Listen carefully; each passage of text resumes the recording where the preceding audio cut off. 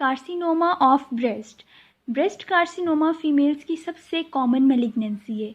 ज़्यादातर ये older females के अंदर होता है। यंग फीमेल्स में ब्रेस्ट कैंसर चांसेस बहुत कम होते हैं। It is rare in young females, लेकिन 30 एज के बाद इसका रिस्क बहुत ज़्यादा बढ़ जाता है।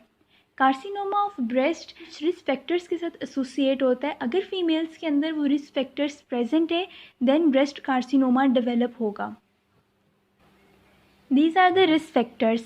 अगर जर्म लाइन म्यूटेशन होगी ट्यूमर सप्रेसर जीन के अंदर तो उसकी वजह से ब्रेस्ट कैंसर डेवलप हो सकता है। Tumour suppressor jeans normally tumour या ग्रोथ को प्रिवेंट करते हैं, रोक के रखते हैं, लेकिन अगर इनमें म्यूटेशन आ जाएगी तो उसकी वजह से कैंसरस ग्रोथ होगी।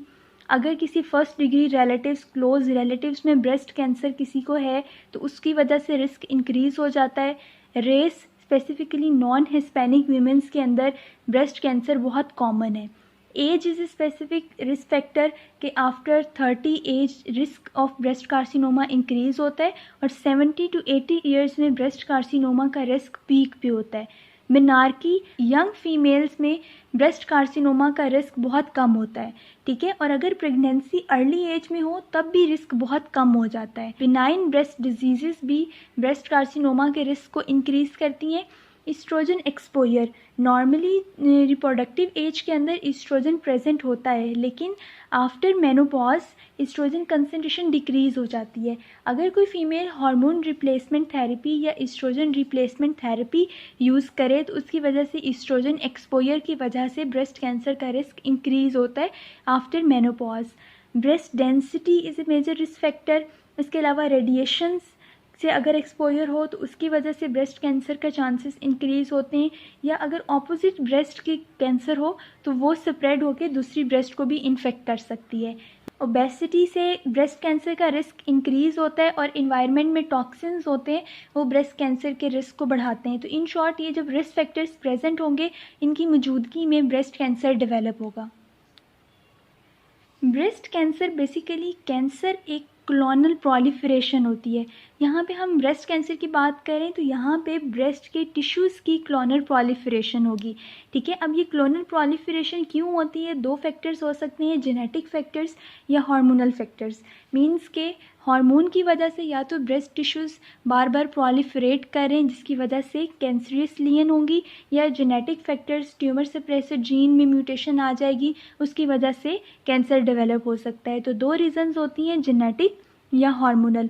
जीन्स में प्रॉब्लम्स आती है यूजुअली BRCA1, BRCA2, TP53 इन जीन्स के अंदर म्यूटेशन आती है। इसके अलावा एक चेक जीन होता है उसमें म्यूटेशन आती है, ठीक है। तो इन जीन्स की म्यूटेशन की वजह से भी कैंसरियस लीजन हो सकती है। और हार्मोनल इन्फ्लुएंस के ईस्ट्रोजन रिसेप्टर या प्रोजेस्टेरॉन रिसेप्टर या एक HER2 प्रोटीन होती है HER2 HER2 प्रोटीन, वो भी कैंसर के इन्फ्लुएंस को बढ़ाती है। तो in short breast cancer genetic aberration या हार्मोनल इन्फ्लुएंस दोनों की वजह से होता है। फैमिलियल ब्रेस्ट कैंसर ऐसा कैंसर जो फैमिलीज़ में रन करता है। फैमिलीज़ में रन कब करेगा? जब कोई जेनेटिक म्यूटेशन होगी। तो usually BRCA1 mutation, BRCA2 mutation, TP53 या चेक2 जीन, इनमें अगर म्यूटेशन होगी तो उसकी वजह से कैंसर फैमिलीज़ में रन करेगा ब्रेस्ट। इसकी मॉलिक्यूलर क्लासिफिकेशन को स्टडी करने से पहले इसकी मैं कुछ बातें क्लियर करना चाहती हूँ कि ब्रेस्ट कैंसर को हमने मॉलिक्यूलरली 3 क्लासिफिकेशंस में डिवाइड किया है। कुछ ईस्ट्रोजन रिसेप्टर पॉजिटिव होते हैं, कुछ HER2 रिसेप्टर पॉजिटिव होते हैं, कुछ ईस्ट्रोजन रिसेप्टर और HER2 रिसेप्टर दोनों ही नेगेटिव होते हैं। अब इसका क्या मतलब है कि ईस्ट्रोजन रिसेप्टर पॉजिटिव कैंसर का क्या मतलब है कि ऐसा ब्रेस्ट कैंसर जो ईस्ट्रोजन रिसेप्टर से रेगुलेट होता है, ईस्ट्रोजन से रेगुलेट होता है। इट मीन्स कि अगर ईस्ट्रोजन कंसंट्रेशन होगी तो ब्रेस्ट के टिश्यूज़ की ग्रोथ होगी और अल्टीमेटली उसका साइज़ इंक्रीज़ होकर वो इन्वेजिव कार्सिनोमा में डेवलप होगा। कुछ कैंसर्स HER2 रिसेप्टर पॉजिटिव होते हैं। होते हैं। HER2 पॉजिटिव का क्या मतलब है? HER2 एक ऑन्कोजेनिक प्रोटीन है जो कैंसरियस लीन करवाती है, ठीक है। अगर म्यूटेशन की वजह से HER2 प्रोटीन ओवर एक्सप्रेस हो गई तो उसकी वजह से बहुत एग्रेसिव कैंसरियस लीन होती है और एग्रेसिव ब्रेस्ट कार्सिनोमा डेवलप होता है। तो अभी थर्ड कैटेगरी है ब्रेस्ट कैंसर्स की, जो बोथ ER नेगेटिव और HER2 नेगेटिव, उनके अंदर कुछ जेनेटिक म्यूटेशंस होती हैं जिसकी वजह से कैंसरियस लीन होती है। तो अब हम वन बाय वन इन तीनों कैटेगरीज को फर्दर हम लोग मज़ीद डिटेल देखेंगे इनकी। तो फर्स्ट मॉलिक्यूलर क्लासिफिकेशन है कैंसर्स की ER positive and HER2 negative. ये कैंसर सबसे ज़्यादा कॉमन, फीमेल्स के अंदर जो सबसे ज़्यादा कैंसर कॉमन है वो ER पॉजिटिव होते हैं और HER2 नेगेटिव होते हैं। ये ल्यूमिनल होते हैं। दो तरह के होते हैं, या तो इनके प्रोलिफरेशन रेट कम होगा या हाई होगा, ठीक है। इन कैंसर्स में ईस्ट्रोजन इन कैंसर्स की ग्रोथ को रेगुलेट कर रहा है। अगर ईस्ट्रोजन कंसंट्रेशन कम है तो लो प्रोलिफरेशन होगी, अगर ईस्ट्रोजन कंसंट्रेशन वेरी हाई है तो वेरी हाई प्रोलिफरेशन होगी, ठीक है। हमें एक चीज़ पता है कि लो प्रोलिफरेशन जब भी होती है तो सेल्स डिफ्रेंशिएट कर जाते हैं। तो जब भी low proliferating ER positive breast carcinoma होगा तो डिफ्रेंशिएटेड सेल्स होंगे, ठीक है, डिफ्रेंशिएटेड ब्रेस्ट लॉब्यूल्स प्रेजेंट होंगे। लेकिन अगर high proliferation ER positive carcinomas हैं तो वो यूजुअली पुअर डिफ्रेंशिएटेड होते हैं, क्योंकि जब सेल्स बहुत जल्दी डिवाइड करते हैं तो उनको डिफ्रेंशिएट होने का टाइम नहीं मिलता, इसीलिए हाई प्रोलिफरेशन में पुअर डिफ्रेंशिएटेड सेल्स होते हैं। और ये लेस कॉमन है, ज़्यादातर ER पॉजिटिव कैंसर्स होते हैं फीमेल्स के अंदर और 40 to 55% लो प्रोलिफरेशन होते हैं। इट मीन्स कि वो ऑलमोस्ट डिफ्रेंशिएटेड ट्यूब्यूल्स ही उनके अंदर होती हैं। इस फिगर के अंदर नॉर्मल ब्रेस्ट सेल्स और कैंसरियस ब्रेस्ट सेल्स दिखाए हुए हैं। नॉर्मल ब्रेस्ट सेल्स के ऊपर रिसेप्टर्स बहुत कम होते हैं, लेकिन कैंसरियस सेल्स चूँकि हार्मोन से रेगुलेट हो रहे हैं इसलिए उनके ऊपर ईस्ट्रोजन रिसेप्टर्स बहुत ज़्यादा होते हैं, ठीक है। इसके अलावा लो प्रोलिफरेशन ज़्यादातर ओल्डर फीमेल्स के अंदर होते हैं और हाई प्रोलिफरेशन जो ER पॉजिटिव कैंसर्स हैं they are associated with BRCA2 mutation. It means जब भी BRCA2 म्यूटेशन होगी उसकी वजह से जो ब्रेस्ट कैंसर डेवलप होता है they are high proliferation ER positive breast carcinoma. Low proliferating cancers को हम मेमोग्राफी के थ्रू स्क्रीन करते हैं। लो प्रोलिफरेटिंग कैंसर्स ज़्यादा मेटास्टाइज नहीं होते, लेकिन अगर सम टाइम मेटास्टाइज हों तो बोन में, विजरास में और ब्रेन के अंदर मेटास्टाइज होते हैं। और हाई प्रोलिफरेटिंग कैंसर्स भी बोन, ब्रेन और विजरास के अंदर मेटास्टाइज होते हैं, ठीक है। ये ER positive cancers, oestrogen positive cancers, इनसे सर्वाइवल रेट बहुत ज़्यादा होता है। एक तो कॉमन बहुत ज़्यादा है फीमेल्स के अंदर और BRCA2 म्यूटेशन के साथ एसोसिएटेड होते हैं। दूसरा, इनका सर्वाइवल टाइम बहुत ज़्यादा है। फॉर एग्जांपल अगर किसी फीमेल को है तो वो काफ़ी सालों तक वो उस कैंसर के साथ सर्वाइव कर सकती है। और इवन ये कैंसर कीमोथेरेपी को रिस्पॉन्स भी करता है। इट मीन्स कि इस कैंसर को कीमोथेरेपी के ज़रिए ट्रीट किया जा सकता है। ये हमने पढ़ा था ER पॉजिटिव ब्रेस्ट कैंसर्स के ऐसे कैंसर जो ईस्ट्रोजन रिसेप्टर से रेगुलेट होते हैं, ईस्ट्रोजन के थ्रू रेगुलेट होते हैं। अब हम पढ़ेंगे next HER2 positive cancers. HER2 positive, HER2 मैंने आपको बताया कि एक प्रोटीन है जो कैंसरियस लीन कॉज करवाती है, ऑन्कोजेनिक ग्रोथ कॉज करती है। जब भी TP53 म्यूटेशन होती है तो TP53 म्यूटेशन की वजह से HER2 protein will get over activate. Over expression of HER2 की वजह से ब्रेस्ट की कैंसरियस लीन होंगी। यूजुअली ये यंग वीमेंस को इफ़ेक्ट करता है, ठीक है। इसकी वजह से कैंसरियस लीन होती है, ब्रेस्ट कार्सिनोमा डेवलप होता है विच इज़ HER2 पॉजिटिव। ये मेटास्टाइज करता है बोन्स में, विजरास में और ब्रेन के अंदर, ठीक है। और HER2 पॉजिटिव कैंसर्स मैंने बताया आपको कि HER2 बहुत एक्सटेंसिव ऑन्कोजेनेसिस करवाती है, इसीलिए ये ट्यूमर्स बहुत ज़्यादा एग्रेसिव होते हैं, ठीक है। एक्सट्रीमली एग्रेसिव ट्यूमर्स होते हैं HER2 positive tumours. They may be oestrogen receptor positive और नेगेटिव, ये चीज़ मैटर नहीं करती। बेसिकली HER2 प्रोटीन यहाँ पे डोमिनेंट है क्योंकि it is highly oncogenic as compare to ER। इन ट्यूमर्स का अगर मेटास्टेसिस हो गया तो सर्वाइवल के चांसेस नहीं होते और ये कीमोथेरेपी को भी इतना अच्छा रिस्पॉन्स नहीं करते, ठीक है। तो अगर TP53 म्यूटेशन की वजह से HER2 ओवर एक्सप्रेशन हो रही है तो एग्रेसिव ट्यूमर होगा जिसका सर्वाइवल रेट भी कम है और वो कीमोथेरेपी को रिस्पॉन्स भी नहीं करता। Next third category of breast carcinoma ER negative और HER2 नेगेटिव ट्यूमर्स। ऐसे ट्यूमर्स जिनमें ना तो ऑन्कोजेनेसिस ER रिसेप्टर की वजह से हो रही है ना HER2 प्रोटीन की वजह से हो रही है, तो इनके अंदर बेसिकली जेनेटिक लियंस आती हैं। BRCA1 हाइपर मिथाइलेशन होती है।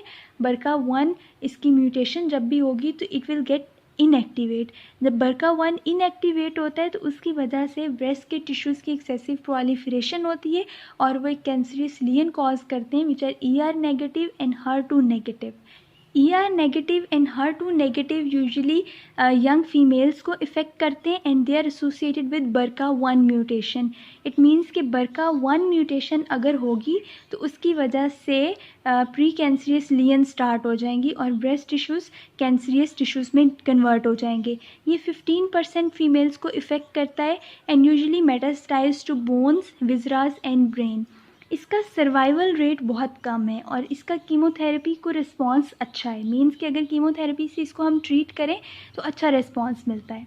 इस शॉर्ट समरी कि किस तरह से नॉर्मल ब्रेस्ट में 3 तरह के कार्सिनोमास डेवलप होते हैं। कुछ कार्सिनोमास ER पॉजिटिव, कुछ HER2 पॉजिटिव और कुछ ER और HER2 नेगेटिव कार्सिनोमास जिनको हम बेजल लाइक कार्सिनोमास कहते हैं। ये किस तरह से डेवलप होते हैं, तो ये 3 पाथवेज हैं। कुछ फीमेल्स में ये इस पाथवे के थ्रू कैंसरियस लियन होती हैं, कुछ में इसके थ्रू और कुछ में इसके थ्रू होती हैं।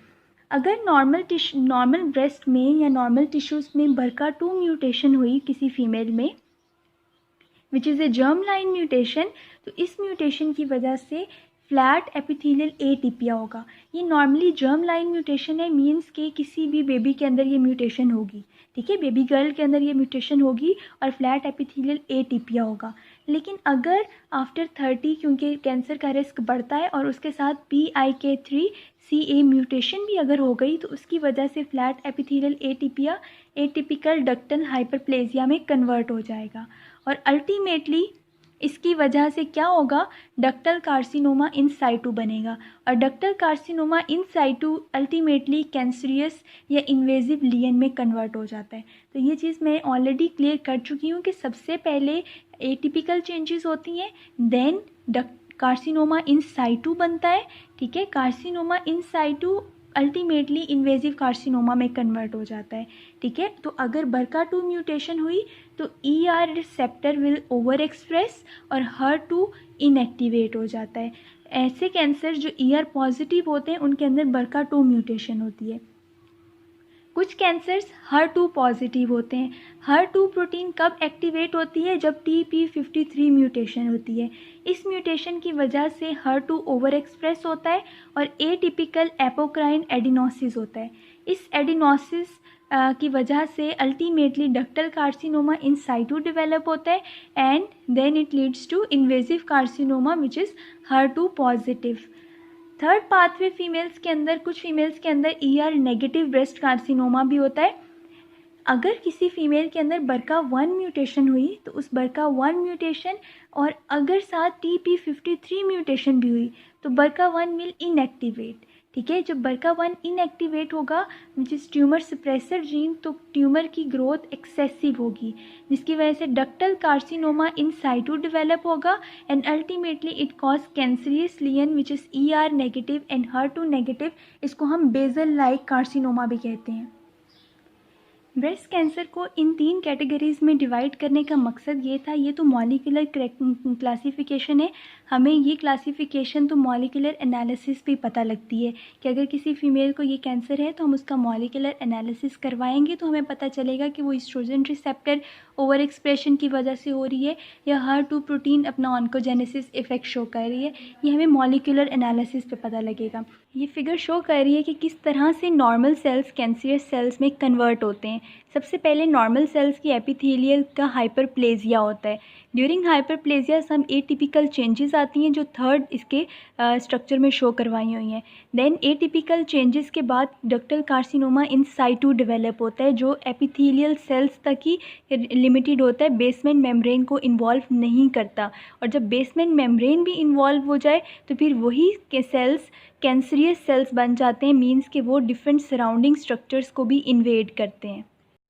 हर कैंसर की एक प्री कैंसरियस लीजन होती है। जिस तरह से यहाँ पे एटिपिकल चेंजेस सबसे पहले आ रही हैं, then it is converted to carcinoma in situ, और फिर carcinoma in situ ultimately cancers बनाता है। और ब्रेस्ट के अंदर ये कैंसर्स 3 तरह के होते हैं, either they are ER positive cancers, ER negative cancers, और HER2 get over express. Now what is morphology of carcinoma? Breast carcinoma को हम मेमोग्राफी के थ्रू डिटेक्ट करते हैं। मेमोग्राफी एक ऐसी टेक्निक है जिसके through small breast cancers which are even non palpable उसको भी हम डिटेक्ट करते हैं। इसके अलावा हम कैल्सिफिकेशंस जो इवन 1 सेंटीमीटर से भी कम साइज़ की होती हैं जिनको हम पाल्पेट नहीं कर सकते, उसे भी हम मेमोग्राफी के थ्रू डिटेक्ट करते हैं। This figure shows the mammographic screening of breast, कि किस तरह से नॉर्मल कैल्सिफिकेशन या स्मॉल नॉन पाल्पेबल कैंसर्स जो क्लिनिकल एग्जामिनेशन से डिटेक्ट नहीं हो सकते उनको हमने मेमोग्राफी के थ्रू डिटेक्ट किया है। Arrow shows cancerous lesion of breast. Breast carcinoma gross पे 2 तरह से प्रेजेंट करता है, either they are well circumscribed और irregular masses. Well circumscribed mean ऐसा ट्यूमर जिसके बॉर्डर्स वेल डिफाइंड होते हैं। दिस इज़ इरेगुलर मैस, ऐसा मैस जिसका स्ट्रक्चर रेगुलर नहीं होता और उसके अंदर कैल्सिफिकेशंस भी होती हैं। ठीक है, इन कैल्सिफिकेशन की वजह से जो इरेगुलर ब्रेस्ट कैंसर्स हैं उनमें ग्रेटिंग साउंड भी आती है। जिस तरह एक चॉक को हम लोग रगड़ें आपस में तो एक साउंड आती है, क्योंकि इन कैंसर्स के अंदर कैल्सिफिकेशन भी होती है बिकॉज ऑफ डेंस डेस्मोप्लास्टिक रिएक्शन, तो उसकी वजह से इनके अंदर ग्रेटिंग साउंड भी प्रोड्यूस होगी ऑन कटिंग। इस फिगर के अंदर इनफिल्ट्रेटिव कैंसर शो करवाया हुआ है, ऐसा कैंसर जिसके इरेगुलर बॉर्डर्स हैं और सेंटर के अंदर कैल्सिफिकेशन भी प्रेजेंट है। इस कैल्सिफिकेशन की वजह से ग्रेटिंग साउंड प्रोड्यूस होती है। कुछ ब्रेस्ट कैंसर्स वेल डिफ्रेंशिएटेड होते हैं, कुछ पुअरली डिफ्रेंशिएटेड होते हैं। इनको हम लोग नॉटिंघैम हिस्टोलॉजिकल स्कोर के बेस पे 3 ग्रेड्स में डिवाइड करते हैं।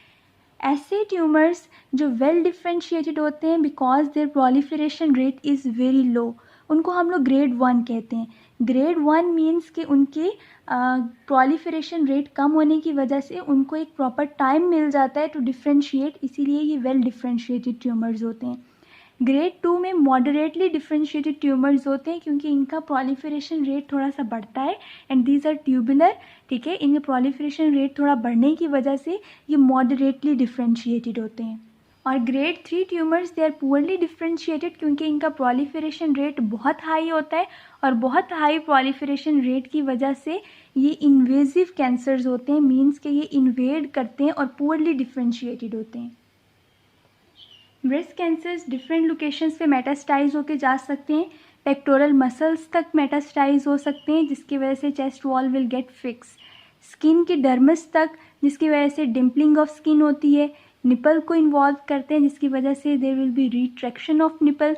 और लिम्फ नोड्स भी इन्वॉल्व करते हैं जिसकी वजह से पूरी बॉडी की लिम्फेटिक्स के थ्रू पूरी बॉडी के ऑर्गन्स तक जा सकता है।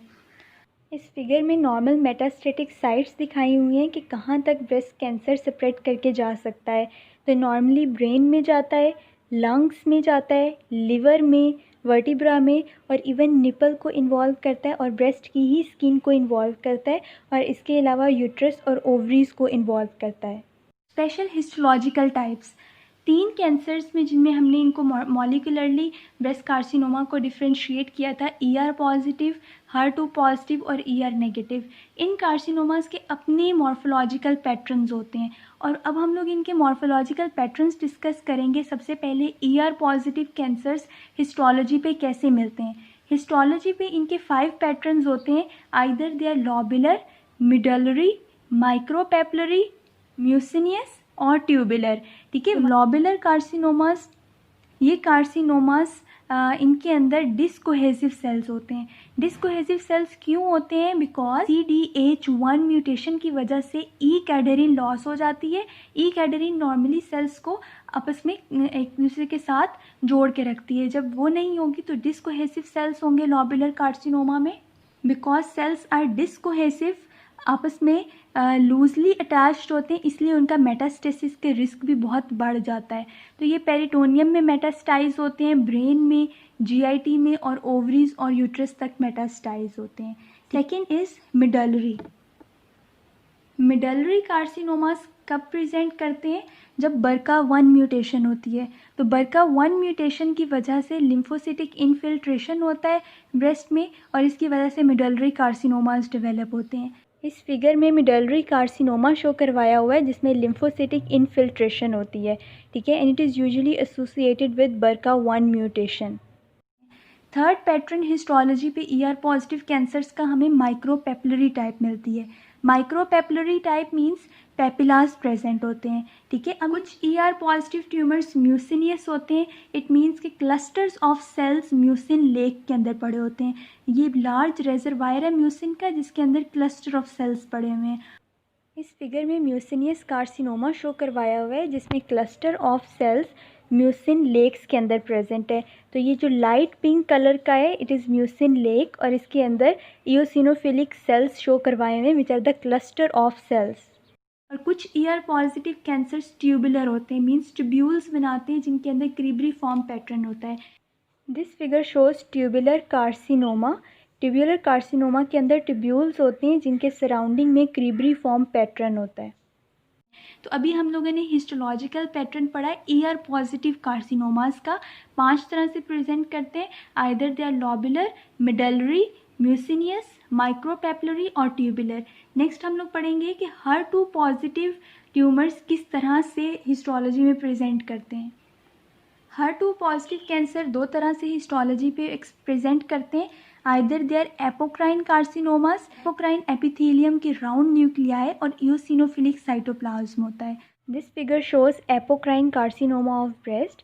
इसके अंदर लॉब्यूल की double layer epithelium apocrine cell से रिप्लेस हो जाती है और ये लार्ज सेल्स हैं जिनके राउंड न्यूक्लियाई और इओसिनोफिलिक साइटोप्लाज्म होता है। और either HER2 positive carcinomas are micropapillary, means उनके अंदर छोटे छोटे से पेपिलास बनेंगे। तो 2 तरह से HER2 कार्सिनोमास हिस्टोलॉजी में प्रेजेंट करते हैं, आइदर दे आर एपोक्राइन और माइक्रोपेपिलरी। देन थर्ड टाइप कैंसर की थी ER negative and HER2 negative. ये भी 2 तरह से प्रेजेंट करते हैं, आइदर दे आर मिडलरी और सेक्रेटरी। मिडलरी कार्सिनोमा सबसे ज़्यादा सॉफ्ट होते हैं, इनमें डेस्मोप्लास्टिक रिएक्शन सबसे कम होता है, ठीक है। Mitosis is very high. In short medullary carcinoma soft और वेल सर्कमस्क्राइब्ड मैसेज कार्सिनोमाज होते हैं, ठीक है। सेकेंड हिस्टोलॉजिकल पैटर्न क्या होता है ER नेगेटिव ट्यूमर्स का? Secretary carcinomas. ये सेक्रेटरी कार्सिनोमास इसलिए हम इनको कहते हैं क्योंकि ये नॉर्मल लैक्टेटिंग ब्रेस्ट के साथ रिजेंबल करते हैं, ठीक है। ये बिल्कुल उसी तरह से डायलेटेड ग्लैंड्स बना लेते हैं, तो वो बिल्कुल एक लैक्टेटिंग ब्रेस्ट को मिमिक करते हैं, ठीक है। तो अभी हम लोगों ने हिस्टोलॉजिकल पैटर्न्स पढ़े थे तीनों कैंसर की सब टाइप्स के। Next we will go for prognostic factors. Breast carcinoma का प्रोग्नोसिस 2 चीज़ों पे डिपेंड करता है, उसकी कैंसर की एक्सटेंट मीन स्टेज क्या है उसकी, और सेकेंडली उसकी बायोलॉजिकल फैक्टर्स के ऊपर डिपेंड करता है। सबसे पहले हम एक्सटेंट मीन स्टेज को डिस्कस करेंगे। तो कार्सिनोमा इन साइटू का गुड प्रोग्नोसिस होता है। डिस्टेंट अगर मेट्स चले जाएं ब्रेन में, पेरिटोनियम में, तो ऐसे कार्सिनोमा का प्रोग्नोसिस पुअर होता है, मीन उसकी रिकवरी की प्रोग्रेस उसकी कम होती है। अगर लिम्फ नोड मेटास्टेसिस होगा तो उसके भी प्रोग्रेस पुअर होती है। ट्यूमर का साइज़ बहुत मैटर करता है। For example HER2 positive tumours, मैंने आपको पहले बताया HER2 एक्सट्रीमली ऑन्कोजेनिक प्रोटीन है जो ऑन्कोजेनेसिस करवाती है। तो even HER2 positive small cancers भी होंगे तो वो मेटास्टाइज हो सकते हैं, ठीक है। इसके अलावा इन्फ्लेमेटरी कार्सिनोमा है अगर, तो उसका प्रोग्नोसिस गुड होता है। लिम्फोवास्कुलर इन्वेजन है अगर, लिम्फेटिक्स में अगर कैंसर चला गया तो उसका प्रोग्नोसिस पुअर होता है, ठीक है। तो अभी तक हम लोगों ने उसकी एक्सटेंट के अकॉर्डिंगली उसके प्रोग्नोस्टिक फैक्टर्स देखे थे। अब हम उसकी बायोलॉजी के अकॉर्डिंगली उसके प्रोग्नोस्टिक फैक्टर्स देखेंगे कि मॉलिक्यूलर टाइप्स की बेसिस पे भी कुछ कैंसर्स ER पॉजिटिव, कुछ HER2 पॉजिटिव होते हैं। ER पॉजिटिव का प्रोग्नोसिस गुड होता है as compare to HER2 positive का, because they are extremely oncogenic tumours. Second, इनका प्रोग्नोस्टिक फैक्टर हिस्टोलॉजी से हम लोग डिटरमाइन करते हैं कि जो ऐसे कैंसर्स जिनके अंदर मॉर्फोलॉजिकल पैटर्न्स होते हैं, हम लोगों ने अभी मॉर्फोलॉजिकल पैटर्न्स पढ़े थे कि ER positive tumour 5 types of histology उसकी होती है। They are either lobular, tubular, medullary. इसी तरह से HER2 पॉजिटिव के भी मॉर्फोलॉजिकल फीचर्स होते हैं। इसी तरह से ER नेगेटिव के भी कुछ हिस्टोलॉजिकल फीचर्स होते हैं। तो अगर किसी ट्यूमर के अंदर कोई मॉर्फोलॉजिकल पैटर्न प्रेजेंट है तो उसका प्रोग्नोसिस गुड होगा एज़ कम्पेयर टू अगर उसने डिफ्यूज़ ही पूरी ब्रेस्ट को इन्वॉल्व किया हुआ है। इसके अलावा हम हिस्टोलॉजिकल ग्रेड से भी उसके प्रोग्नोसिस को डिटरमाइन कर सकते हैं कि अगर ग्रेड 1 है तो उसका प्रोग्नोसिस अच्छा होगा एज़ कम्पेयर टू ग्रेड 3। उसके प्रोलिफरेटिव रेट से भी हम डिटरमाइन कर सकते हैं। प्रोलिफरेटिव रेट 2 तरह से डिटरमाइन होता है। प्रोलिफरेशन ज़्यादा होगी तो माइटोटिक काउंट ज़्यादा होगा, और दूसरी तरफ प्रोलिफरेशन ज़्यादा होगी तो उनसे बनने वाली प्रोटीन्स भी ज़्यादा होंगी। ठीक है, इन ट्यूमर्स के अंदर सर्टेन प्रोटीन्स होती हैं। फॉर एग्जांपल अगर ER पॉजिटिव है तो ER पॉजिटिव में हमने 2 कैटेगरीज पढ़ी थी, high proliferation ER positive carcinomas and low proliferation ER positive carcinomas. तो लो प्रोलिफरेशन में ER प्रोटीन प्रेजेंट होती है। High proliferation ER positive cancers में Ki-67 प्रोटीन प्रेजेंट होती है। HER2 पॉजिटिव कैंसर्स में HER2 प्रोटीन प्रेजेंट होती है, और HER2 नेगेटिव और ER नेगेटिव कैंसर्स में बेसल कैराटिन प्रोटीन होती है। इन प्रोटीन्स के थ्रू भी हम लोग उसके प्रोग्नोसिस को डिटरमाइन कर सकते हैं कि अगर ये प्रोटीन्स बहुत ज़्यादा हैं इट मीन्स कि प्रोलिफरेशन ज़्यादा हो रही है। ठीक है, देन हम इसको इसके एस्ट्रोजन और प्रोजेस्टेरॉन रिसेप्टर से भी इसके प्रोग्नोसिस को डिटरमाइन कर सकते हैं कि जो ER पॉजिटिव है वो हार्मोन्स को रिस्पॉन्स करते हैं कैंसर्स, कीमो को नहीं करते because they are oestrogen regulating cancers, और ER नेगेटिव कीमो को रिस्पॉन्स करते हैं, हार्मोन्स को रिस्पॉन्स नहीं करते। और HER2 ओवर एक्सप्रेस कैंसर्स हैं उनका बहुत पुअर प्रोग्नोसिस होता है क्योंकि HER2 is extreme oncogenic protein. Main complication क्या होती है कि ये ब्रेस्ट प्लेट को इन्वेड जब करते हैं तो उसकी वजह से ब्रेस्ट कैंसर्स केस कॉम्प्लिकेट होता है। ब्रेस्ट कैंसर की 4 स्टेजेस होती हैं। इन स्टेजेस से हमें इसके ट्रीटमेंट में काफ़ी हेल्प मिलती है। स्टेज 0 के ऊपर कार्सिनोमा इन साइटू होता है, ऐसा कार्सिनोमा जो इवन बेसमेंट मेम्ब्रेन को भी इन्वॉल्व नहीं करता।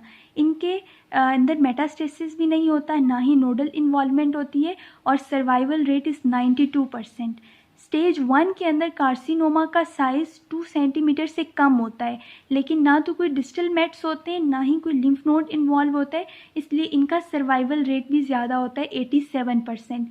और स्टेज 2 के ऊपर कार्सिनोमा का साइज़ 2 सेंटीमीटर से ज़्यादा होता है, और कुछ लिम्फ नोड्स इन्वॉल्व होते हैं लेकिन डिस्टल मेट्स नहीं होते, जिस तरह ये क्लोज वाले एक्सिलरी लिम्फ नोड्स इन्वॉल्व हो रहे हैं। इनका सर्वाइवल रेट 65% होता है। स्टेज 3 पे कैंसर का साइज़ मोर देन 5 सेंटीमीटर होता है, लिम्फ नोड्स इन्वॉल्व होते हैं लेकिन डिस्टल मेट्स नहीं होते, और इनका सर्वाइवल रेट इज़ 40%। और स्टेज 4 में कैंसर का साइज़ बड़ा होता है, 5 सेंटीमीटर से भी बड़ा होता है। इसके अलावा लिम्फ नोड्स बहुत सारे बॉडी के इन्वॉल्व होते हैं, डिस्टल मेट्स होते हैं ब्रेन में, लंग्स में, लिवर में। इनका सर्वाइवल रेट बहुत कम होता है, 5%।